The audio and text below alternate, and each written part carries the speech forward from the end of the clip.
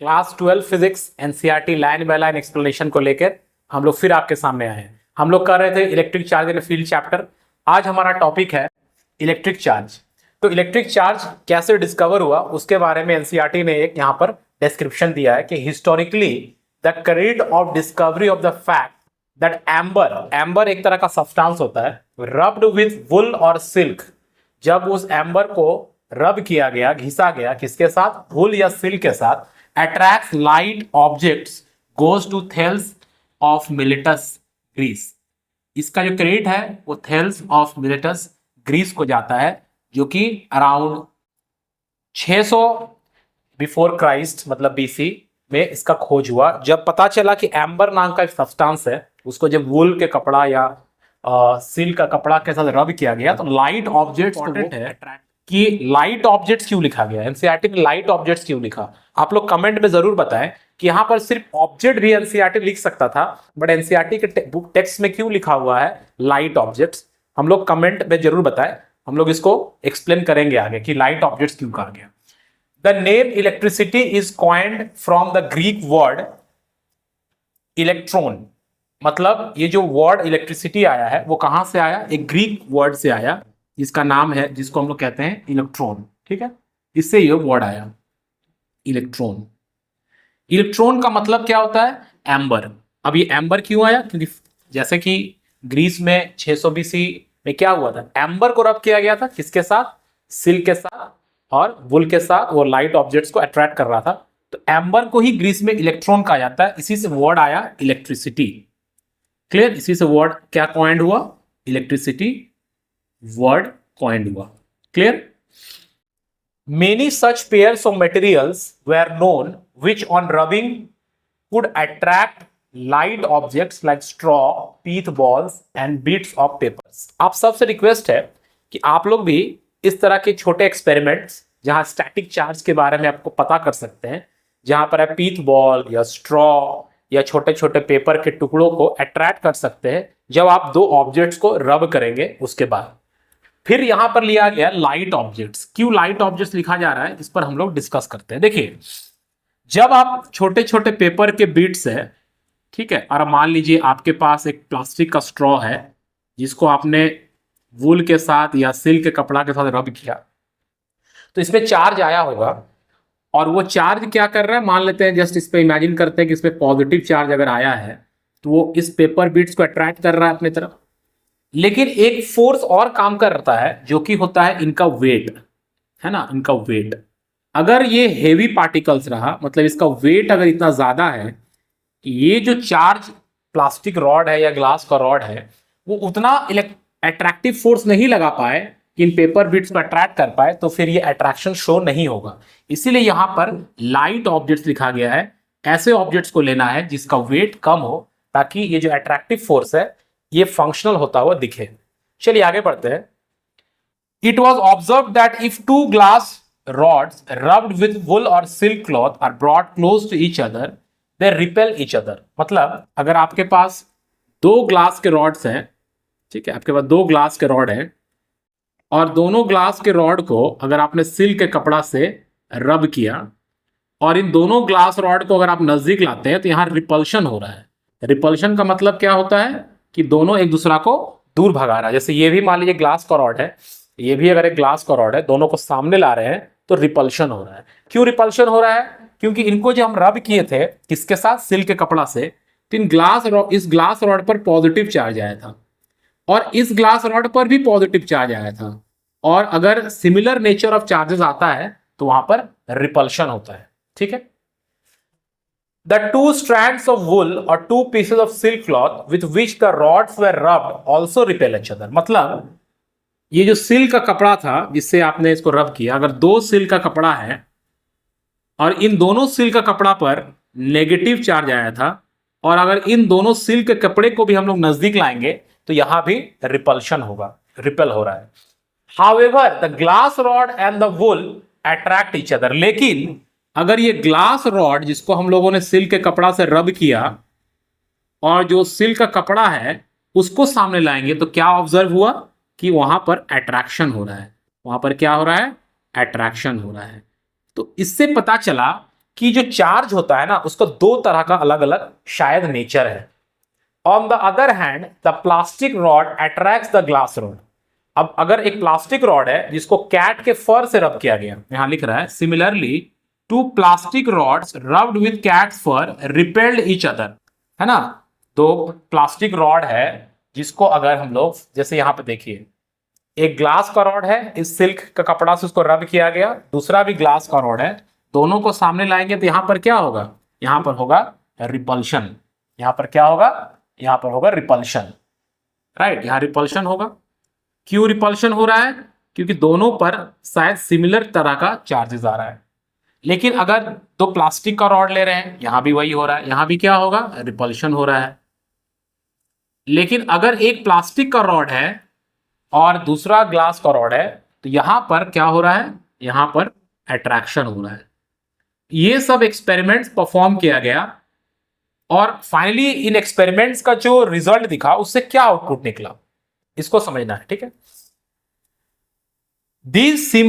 These seemingly simple facts were established from years of efforts and careful experiments and their analysis। मतलब अभी हम लोग के लिए बोलना बहुत आसान है कि इसको इसके साथ रब किए तो ऐसा हो रहा है वैसा हो रहा है, लेकिन जब चार्ज के बारे में बहुत ज्यादा आइडिया नहीं था दुनिया को, उस समय इस तरह के बहुत सारे एक्सपेरिमेंट डिटेल में किए गए और बहुत दिनों तक उनके रिजल्ट्स को ऑब्जर्व किया गया, बार बार एक्सपेरिमेंट्स करके, और उससे फिर एनालिसिस किया गया।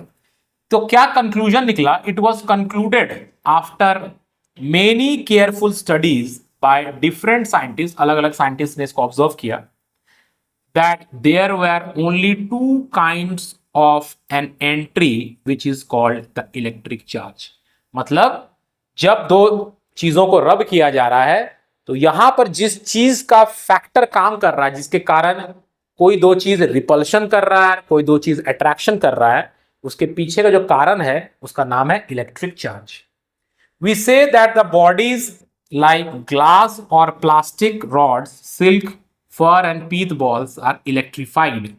क्या हो गया, इलेक्ट्रीफाइड हो गया। मतलब पहले से वो लोग इलेक्ट्रीफाइड नहीं था, मतलब पहले से वो लोग चार्ज नहीं था, मतलब पहले से वो लोग न्यूट्रल था, लेकिन जैसे ही उनको रब किया गया तो वो लोग इलेक्ट्रीफाइड हो गए, मतलब उनमें चार्ज आ गया, ठीक है। They acquire an electric charge on rubbing, rub करने से उनमें इलेक्ट्रिक चार्ज आया। There are two kinds of electrification and we find that like charges repel, जब चार्ज सिमिलर टाइप का आ रहा है तो रिपल्शन हो रहा है, अनलाइक चार्ज अट्रैक्ट, और जब चार्ज अलग अलग टाइप का रह रहा है तो अट्रैक्शन हो रहा है each other. The property which differentiate the two kind of charges is called polarity of charge. इसको चार्ज का पोलैरिटी कहते हैं। तो अगर आपसे पूछा जाए कि चार्ज की पोलैरिटी क्या है, what is the polarity of charge, तो आप क्या बोलेंगे, चार्ज की पोलैरिटी क्या है, व्हाट इज द पोलैरिटी। तो चार्ज की दो तरह की पोलैरिटी होती है, पोलैरिटी दो तरह की होती है। पोलैरिटी का मतलब होता है पॉजिटिव पोलैरिटी या नेगेटिव पोलैरिटी, मतलब पॉजिटिव चार्ज है या नेगेटिव चार्ज है।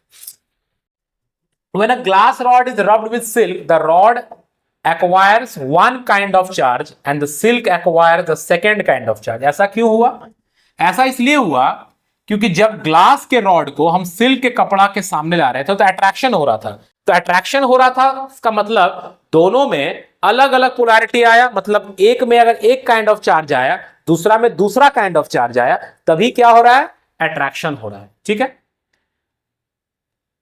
This is true for any pair of objects that are rubbed to be electrified. ये बहुत इंपॉर्टेंट पॉइंट यहां लिखा हुआ है, मतलब अगर हम कोई भी चीज को लेते हैं और उसको रब करते हैं, ठीक है, जब उसको रब करते हैं तो रब करने से जो पेयर रहता है उसमें जो चार्ज आएगा वो हमेशा ऑपोजिट आएगा। मतलब अगर कोई भी चीज है, मान लीजिए एक आप प्लास्टिक लिए और उसको फर के साथ अगर रब कर रहे हैं, आप फर के साथ उसको रब कर रहे हैं तो दोनों में ऑपोजिट चार्ज आएगा, ये कंफर्म्ड है, ठीक है।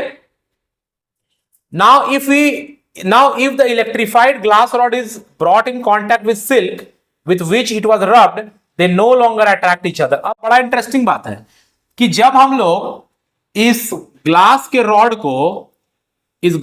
रॉड को इस सिल्क के कपड़ा के सामने आ रहे थे तो क्या हो रहा था, ये लोग दोनों एक दूसरा को अट्रैक्ट कर रहा था, right.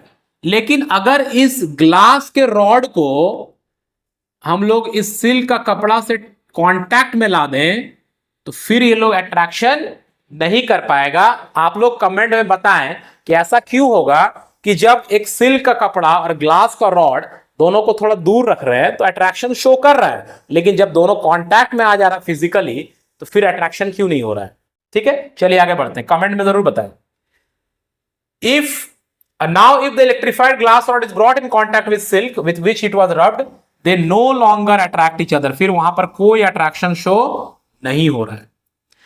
They also do not attract or repel other light objects as they did on being electrified. मतलब जब आपने ग्लास के रॉड को सिल्क कपड़ा से रब किया था और इस पे कुछ चार्ज आया होगा, पॉजिटिव या नेगेटिव, हालांकि पॉजिटिव ही आता है, और इसको एक छोटा सा पेपर बीट्स के सामने रखे थे तो पेपर बीट्स को अट्रैक्ट कर रहा था, लेकिन जैसे ही सिल्क का कपड़ा को ग्लास के रॉड से टच करा दिए और फिर पेपर बीट्स के सामने लाए तो पेपर बीट्स को अट्रैक्ट नहीं कर पा रहा है। जल्दी से कमेंट में बताएं कि ऐसा क्यों हो रहा है। ठीक है, Thus the charges acquired after rubbing were lost when the charged bodies are brought in contact. इसका मतलब क्या हुआ कि चार्ज रब करने से तो आया, लेकिन जब जिन दो ऑब्जेक्ट्स को रब करने से बॉडीज इलेक्ट्रीफाइड हुई, दोनों पर ऑपोजिट पोलैरिटी चार्जेस आया, उनको जैसे ही कांटेक्ट में ला रहे हैं वो इलेक्ट्रीफाइड प्रॉपर्टी लूज हो जा रहा है, चार्ज लूज हो जा रहा है और वो फिर से न्यूट्रल बन जा रहा है। ठीक है, what can you conclude from this observations? It just tells us that unlike charges acquired by the objects neutralise और नलीफाई ईच अदर इफेक्ट। मतलब जैसे ही हम लोग उसको कांटेक्ट में लाते हैं एक दूसरा के इफेक्ट को न्यूट्रलाइज कर देता है या खत्म कर देता है, नलीफाई कर देता है। Therefore the charges were named as positive and negative. अब आपको समझ में आया क्यों पॉजिटिव नेगेटिव बोलते हैं? क्योंकि हम लोग जानते हैं कि +2 को -2 ही नलीफाई करके आउटपुट 0 ला सकता है। ठीक है, तो जब उस समय क्या एज्यूम किया गया कि एक ग्लास का रॉड है और उसको सिल्क का कपड़ा के साथ रब किया गया तो दोनों में चार्ज आया, कुछ आया जिसके कारण चार्ज, अगर नहीं भी उसको नाम बोलते हैं तो कुछ आया जिसके कारण दोनों में अट्रैक्शन शो हो रहा है। यहां तक क्लियर हुआ? लेकिन जब हम लोग उन दोनों को टच कर दे रहे हैं तो फिर अट्रैक्शन शो नहीं हुआ। मतलब इसमें जो चीज आया और इसमें जो चीज आया, इसका बाद में नाम हम लोगों ने चार्ज कहा, वो एक दूसरा को क्या कर रहा है? एक दूसरा को न्यूट्रलाइज कर दे रहा है। तो न्यूट्रलाइज कर देना है मतलब उसमें अब कोई भी चार्ज एक्वायर नहीं है।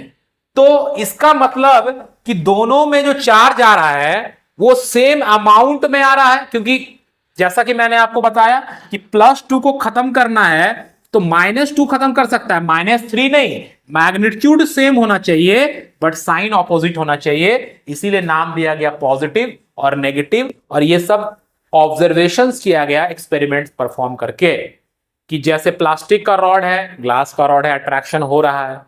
आप प्लास्टिक के रॉड को फर के साथ कांटेक्ट में ले आए, सिल्क को ग्लास के साथ कांटेक्ट में ले आए, और फिर ग्लास के रॉड को जब प्लास्टिक रॉड के सामने ला रहे हैं तो कोई अट्रैक्शन शो नहीं कर रहा है, मतलब उसका इफेक्ट जो है 0 हो गया।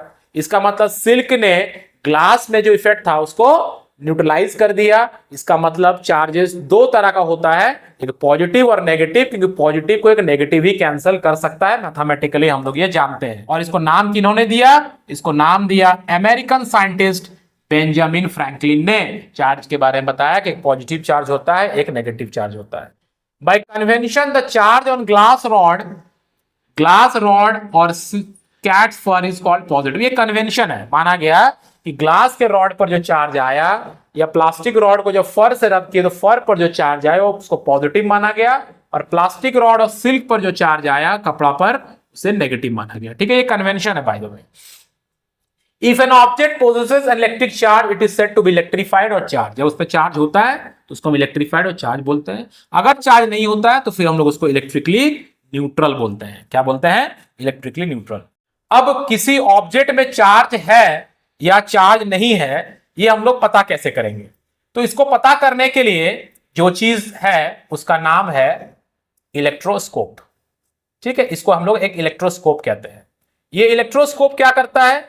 ये इलेक्ट्रोस्कोप बताता है कि किसी ऑब्जेक्ट में चार्ज है या चार्ज नहीं है। ठीक है, देखिए यहां पर क्या लिखा हुआ है, यहां लिखा हुआ है कि simple apparatus to detect charge on a body is gold leaf electroscope. मतलब गोल्ड लीफ इलेक्ट्रोस्कोप से हम लोग पता कर लेते हैं कि किसी ऑब्जेक्ट में चार्ज है या नहीं है। चलिए इसके बारे में हम लोग यहां पर डिस्कस करते हैं इस इमेज, इसका जो इमेज है उसको देख के। गोल्ड लीफ इलेक्ट्रोस्कोप का मतलब होता है कि इसका जो यहां पर दो पतला सा परत रहता है वो गोल्ड का बना हुआ रहता है, बहुत ही पतला सा परत रहता है, मतलब एकदम वेटलेस होना चाहिए, वेटलेस होना चाहिए। ठीक है, एकदम हल्का सा रहेगा, उसे हम लोग गोल्ड लीफ इलेक्ट्रोस्कोप कहते हैं, क्योंकि आप जानते हैं कि गोल्ड को बहुत पतला सा परत बना सकते हैं। ठीक है, अब यहां पर एक मेटल का नॉब लिखा हुआ रहता है निकला हुआ, और यहां पर एक ग्लास का विंडो रहता है, इस तरह का सेटअप रहता है। अब अगर कोई ऑब्जेक्ट चार्ज है और उसको इस मेटल, इसका जो मेटल का नॉब है उसमें टच करते हैं तो वो चार्ज इस नॉब में आ जाता है और इस मेटल का जो रॉड है उसके थ्रू गोल्ड लीफ्स में चला जाता है। अब दोनों पर सेम चार्ज आ रहा है, तो सेम चार्ज जब दो ऑब्जेक्ट पर होता है तो मैंने क्या बताया था, क्या होता है दोस्तों, रिपल्शन होता है। तो दोनों गोल्ड लीफ जो है वो पहले ऐसे रहता है, वैसे रिपेल कर जाता है। ठीक है, रिपेल कर जाता है। अब मान लेते हैं कि हम लोग एक दूसरा ऑब्जेक्ट लेकर आए, जैसे यहां पर दोनों गोल्ड लीफ पर अभी पॉजिटिव चार्ज है। अब मान लीजिए एक गोल्ड लीफ इलेक्ट्रोस्कोप इस तरह का मोटा मोटा दिखता है, ये हमारा एक मॉडल है सिंपल सा, इसको हम लोगों ने यहाँ पर पेपर से बनाया है। अब इसको जैसे ही हम टच करेंगे तो यहाँ टच करने से क्या होगा, इस दोनों पर सेम चार्ज आएगा और ये दोनों क्या होगा, रिपेल कर जाएगा। ठीक है, इसको मैं एक्टिविटी करके आपको दिखाऊंगा। अब मान लीजिए इसमें अगर हम ऑपोजिट चार्ज लाते हैं, तो जब ऑपोजिट चार्ज लाएंगे तो क्या होगा, ये जो डाइवर्ज कर रहा था ये लोग, वो डाइवर्सन कम हो जाएगा और दोनों एक दूसरा के सामने आने लगेगा। ठीक है, दोनों एक दूसरा के सामने आने लगेगा।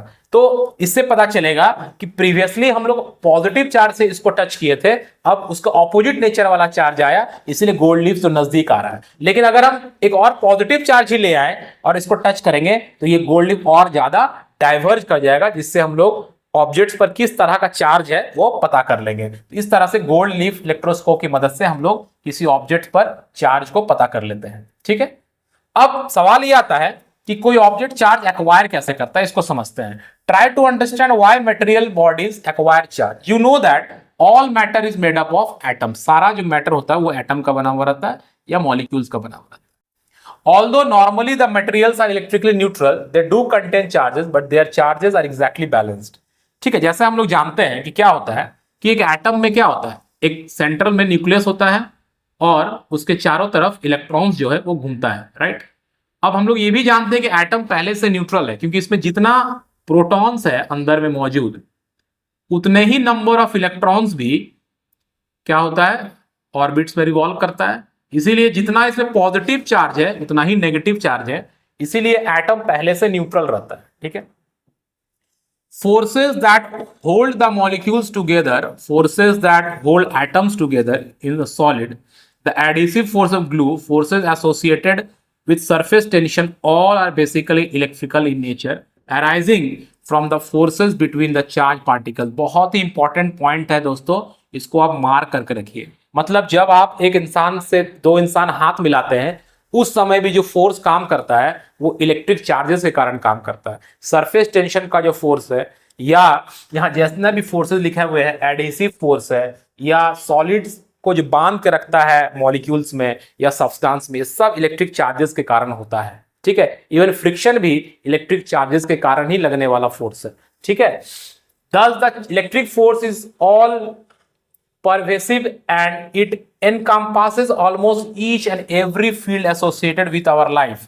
It is therefore essential that we learn more about such a force. इसीलिए इस फोर्स के बारे में पढ़ना हमारे लिए जरूरी है। याद रखिएगा, जहां भी दो ऑब्जेक्ट्स कांटेक्ट में आ रहा है ना दोस्तों, वहां पर ही इलेक्ट्रिक फोर्स काम कर रहा है, बिकॉज जब मॉलिक्यूलर लेवल पर हम जाते हैं तो चार्ज के बीच में लगने वाला ही फोर्स होता है। ठीक है, To electrify a neutral body, we need to add or remove one kind of charge. अब जैसे कि मैंने आपको बताया कि एक एटम में क्या होता है, जितना पॉजिटिव चार्ज मतलब प्रोटॉन्स है उतना ही उसमें इलेक्ट्रॉन्स भी है।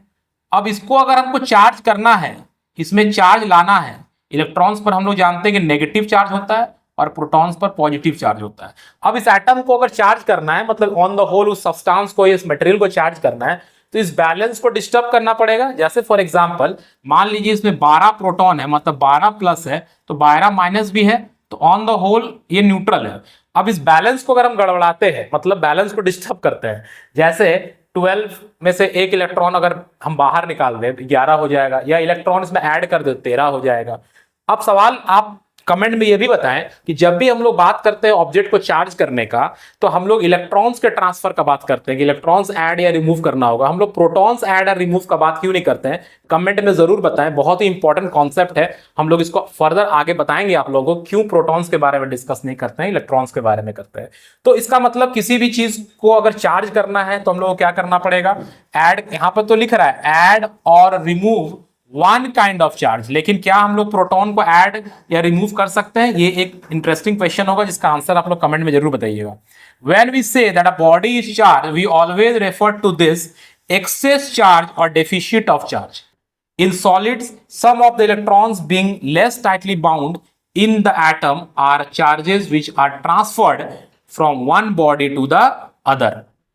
ठीक है, मतलब यहां पे हम लोग इलेक्ट्रॉन ऐड कर दिए, इलेक्ट्रॉन को रिमूव कर दिए। जैसे ग्लास का रॉड है और सिल्क का कपड़ा का हम लोग एग्जांपल ले रहे थे। जब इसको रब कर रहे हैं तो ग्लास के रॉड से इलेक्ट्रॉन्स निकल के चला जा रहा है सिल्क का कपड़ा में, और इसीलिए यहां पर पॉजिटिव चार्ज बढ़ जा रहा है, मतलब पॉजिटिव चार्ज आ रहा है, इसमें नेगेटिव चार्ज आ रहा है, क्योंकि यहां पर ये बैलेंस जो है वो डिस्टर्ब हो गया और यहां पर इलेक्ट्रॉन्स का डेफिशिएंसी हो गया, यहां इलेक्ट्रॉन्स एक्सेस हो गया। ठीक है, similarly a body can be charged negatively by gaining electrons, और अगर बॉडी इलेक्ट्रॉन लूज करता है तो पॉजिटिव चार्ज आ जाएगा।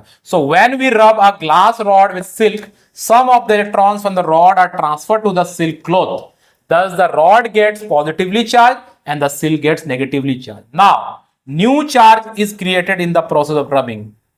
ये बहुत इंपॉर्टेंट है, कोई भी नया चार्ज नहीं बनता। अगर आपको कोई बोल रहा है कि चार्ज बना, चार्ज डेवलप हुआ, नहीं, चार्ज सिर्फ क्या हुआ, एक ऑब्जेक्ट से दूसरे ऑब्जेक्ट में ट्रांसफर हुआ, जिसमें से इलेक्ट्रॉन निकला उसमें इलेक्ट्रॉन की डेफिशिएंसी हुई और वो ऑब्जेक्ट पॉजिटिवली चार्ज हुआ, जिसमें इलेक्ट्रॉन गया उसमें इलेक्ट्रॉन एक्सेस हुआ, वो नेगेटिवली चार्ज हुआ। बस चार्ज का ट्रांसफर हुआ, लेकिन कोई नया चार्ज क्रिएट नहीं हुआ। ये बहुत इंपॉर्टेंट पॉइंट याद रखिएगा। No new charge is created in the process of rubbing. Also, the number of electrons that are transferred is very small fraction of the total number of electrons in the material body. ये भी बहुत important point है। मतलब कि जैसे अगर मान लेते हैं किसी के पास एक ग्लास का रॉड है, तो एक ग्लास के रॉड में बहुत सारे एटम्स होंगे, मतलब एक ग्लास के रॉड के पास बहुत सारे इलेक्ट्रॉन्स होंगे उसके एटम के पास, उसमें से एक बहुत ही छोटा हिस्सा ट्रांसफर होकर सिल्क का कपड़ा के पास जा रहा है। इसीलिए दोनों जो चार्ज हो रहा है बॉडी, इतना ज्यादा चार्ज नहीं हो रहा है कि किसी भी बॉडी को बहुत दूर से अट्रैक्ट कर ले या बहुत हेवी ऑब्जेक्ट को भी अट्रैक्ट कर पाए, बहुत लाइट ऑब्जेक्ट को अट्रैक्ट कर पा रहा है, बिकॉज बहुत स्मॉल फ्रैक्शन ऑफ इलेक्ट्रॉन का ही ट्रांसफर हो रहा है। ठीक है, मतलब अगर 1 मिलियन इलेक्ट्रॉन्स है तो उसमें 10 इलेक्ट्रॉन का ही ट्रांसफर हो पा रहा है, just for example. That means उसमें बहुत कम पॉजिटिव और बहुत कम नेगेटिव चार्ज वहां पर बन रहा है ग्लास रॉड और सिल्क के कपड़ा में के बीच में ट्रांसफर होने से इलेक्ट्रॉन्स का जो चार्ज आ रहा है ग्लास रॉड और सिल्क कपड़ा में बहुत कम है। इसीलिए वो लोग बहुत ज्यादा अट्रैक्शन शो नहीं करता, बहुत small amount of attraction show करता है, या बहुत स्मॉल पार्टिकल्स या बहुत लाइट ऑब्जेक्ट्स को ही वो अट्रैक्ट कर पाता है। तो यहां तक आई होप कि आपका कॉन्सेप्ट क्लियर हो गया। फिर नेक्स्ट दिन हम लोग आगे सेक्शंस पे आगे बढ़ेंगे और point by point, line by line discuss करेंगे। हमारी सीरीज के साथ जरूर जुड़िए, और अगर आप हमारी सीरीज के साथ जुड़ते हैं तो आपका जो 12 बोर्ड का प्रिपरेशन होगा फिजिक्स का बहुत आसान तरीका से होगा, और हम लोग क्वेश्चंस भी डिस्कस करेंगे, एनसीईआरटी का हर एक लाइन से क्वेश्चन डिस्कस करेंगे। मिलते हैं नेक्स्ट वीडियो में। Thank you.